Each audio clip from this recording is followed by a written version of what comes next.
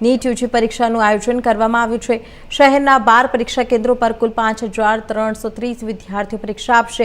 Paper લીકની અગુવાઈની ઘટનાને ધ્યાનમાં રાખીને આ વખતે ચુસ્ત સુરક્ષા અને દેખરેખની વ્યવસ્થા ગોઠવવામાં આવી છે।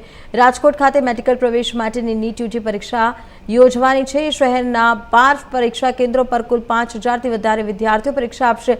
અગાઉ 3 મેના રોજ યોજાયેલી પરીક્ષાના પેપર લીક મામલે બાદ આ વખતે પરીક્ષા પ્રક્રિયાને સંપૂર્ણ સુરક્ષિત બનાવવા માટે વિશેષ વ્યવસ્થા કરવામાં આવી છે।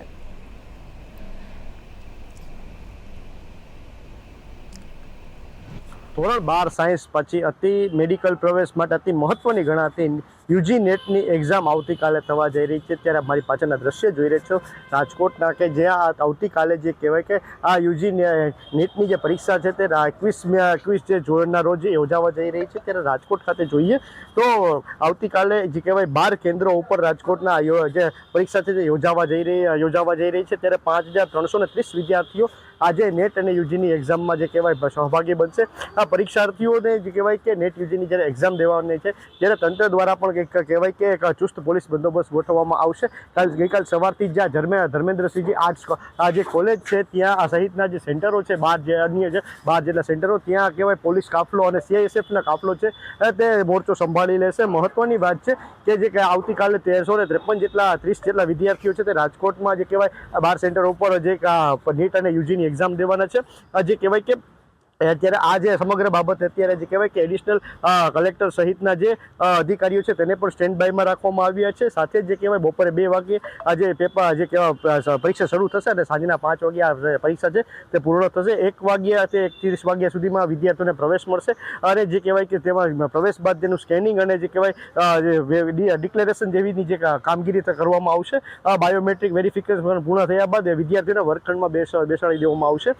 પરીક્ષા દરમિયાન જો કોઈ શંકાસ્પદ કે હિલચાલ કે ગેરરીતિ જણાય તો તેને ડામવા માટે કલેક્ટર ડેપ્યુટી કલેક્ટર કક્ષાની ફ્લાઇંગ સ્કોડને પણ સતત રાઉન્ડ ઓફ ધ ક્લોક સૂચન આપવામાં આવ્યું છે। સાથે જ જે કહેવાય કે વિદ્યાર્થીઓની સુરક્ષા માટે જે કહેવાય કે વિદ્યાર્થીઓને કોઈ અગવડ ન પડે તેના માટે જે ટ્રેન અને જે કહેવાય કે ઓખા ગાંધીનગર સ્પેશિયલ ટ્રેનને પણ દોડાવવામાં આવી રહી છે। અને જે કહેવાય કે સીઆઈએસએફના જવાનો દ્વારા હવાઈ મારફત આ પેપર છે તેને રાજકોટના સેન્ટર સહિતના જે સેન્ટરો છે તે લઈ આવવામાં આવશે અને વિદ્યાર્થીઓને કોઈ ગેરરીતિ ન અચરાય કે વિદ્યાર્થીઓને કોઈ તકલીફ ન પડે તેનું ખાસ ધ્યાન રાખવામાં આવશે।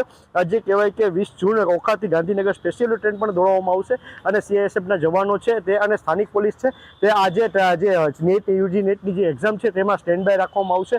ત્યારે કારણ કે જે રીતે યુજી નેટની જે ગત એક્ઝામ હતી જે લેવાઈ હતી તેમાં કેટલીક પેપર લીકની જે ઘટના બની હતી જેથી ચારે તરફ જે કહેવાય મોટો હંગામો મચી ગયો હતો। વિદ્યાર્થીઓને ભારે આક્રોશ જોવા મળી રહ્યો હતો અને આક્ષેપો થઈ રહ્યા હતા સરકાર ઉપર। ત્યારે હાલ જે અત્યારે નેટ યુજીની ફરી એકવાર મહિનાના બીજા 2 વાર જે પરીક્ષા યોજાવા જઈ રહી છે ત્યારે અત્યારે વિદ્યાર્થીઓમાં પણ ક્યાંક ને ક્યાંક ડરનો માહોલ છે। સાથે તંત્ર પણ એવું ઈચ્છી રહ્યું છે કે જે રીતે ગયા વખતે જે નેટનું પેપરનું જે એક્ઝામ પેપર લીક થયું હતું તેવી કોઈ પરિસ્થિતિ આ વખતે ન સર્જાય તે માટે ચુસ્ત પોલીસ બંદોબસ્ત સાથે કહેવાય કે સેનાના જવાનોને પણ તૈનાત રાખવામાં આવ્યા છે। ત્યારે આવતીકાલે લાખો વિદ્યાર્થીઓ છે ત્યાં નેટ યુજીની એક્ઝામ દેશે અને આ પરમ કૃપાળુ ઈશ્વર પાસે પ્રાર્થના કરશે કે જે રીતે ગઈ વખતે જે પેપર લીક થયું હતું તેવી ઘટના આ વખતે ન થાય।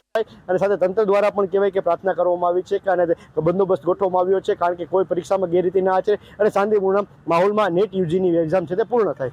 પ્રતિક લીંબાણી, ઇન્ડિયા ન્યૂઝ, રાજકોટ।